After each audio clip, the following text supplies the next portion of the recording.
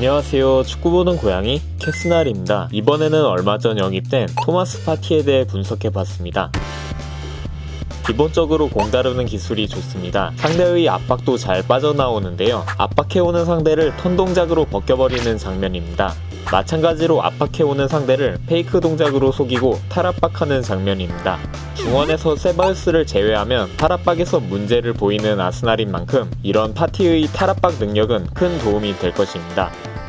파티는 이런 속이는 동작을 응용한 패스도 보여주는데요. 바로 속임수 패스입니다. 지금은 경기장에서 볼 수 없는 외질의 전매 특허이기도 한데요. 파티의 몸 방향을 보면 패스할 방향이 보입니다. 수비수도 그에 맞게 대응하려는 움직임을 취합니다. 이때 다른 곳으로 패스해서 허를 찌르는 것입니다.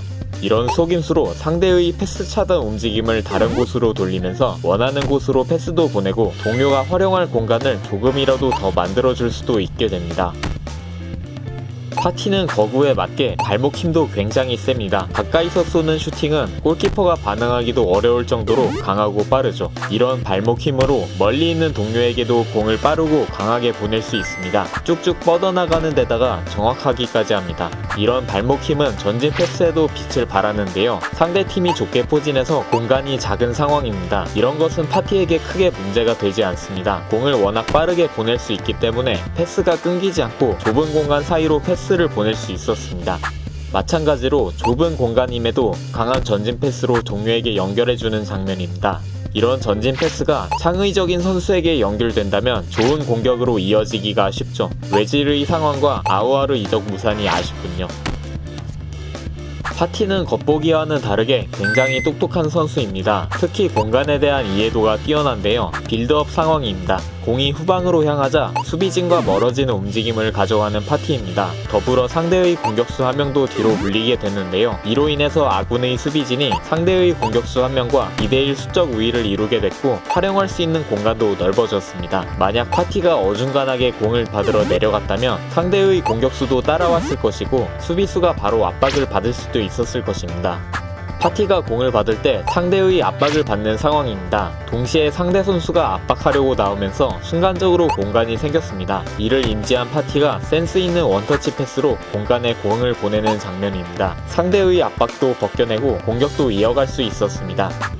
동료가 넓은 공간에 위치하고 있습니다. 이를 인지한 파티가 바로 앞에 상대 선수가 있음에도 빠르게 패스해서 공격 템포를 이어가는 장면입니다. 파티는 이런 지능으로 위치 선정도 뛰어난데요. 공격과 수비 사이 중심에서 좋은 위치 선정으로 팀의 간격이 유지가 되는 모습입니다. 파티는 빈 공간 커버에도 능한데요. 상대의 공격 상황에서 순간적으로 혼자 2명을 막아야 하는 상황이 된 파티입니다. 공을 뺏을 수 있다면 공을 가진 선수에게 달려드는 게 최고의 선택이겠지만 파티는 오른쪽 공간이 빈 것을 확인하고 빈 공간을 커버하러 달려갑니다. 결국 상대의 공격을 지연시키는 데 성공한 장면입니다. 후방에서 상대의 압박을 받을 때 오른쪽이 빈 상태입니다. 빈 공간으로 이동해 공을 받고 곧바로 공격수에게 전진 패스를 넣는 장면입니다. 파티는 오른쪽 풀백으로도 뛴 경험이 꽤 있는 선수입니다. 이런 경험과 커버 능력으로 아스날에서는 지난 셰필드전 엘네니가 했던 오른쪽 시프트도 잘 수행할 수 있을 것으로 보입니다. 이렇게 파티의 뛰어난 공간 이해 능력은 시메오네의 영향이 크다고도 할 수 있습니다. 공을 지배하는 축구로 대표되는 감독이 과르디올라라고 한다면 공간을 지배하는 축구로 대표되는 감독은 시메오네라고 할 수 있는데요. 파티는 이런 시메오네가 애지중지 키워낸 아틀레티코 중원의 핵심 선수였습니다. 시메오네의 영향을 받은 파티와 과르디올라의 영향을 받은 아르테타의 만남이라니 어떤 결과물이 나올지 기대가 되는군요.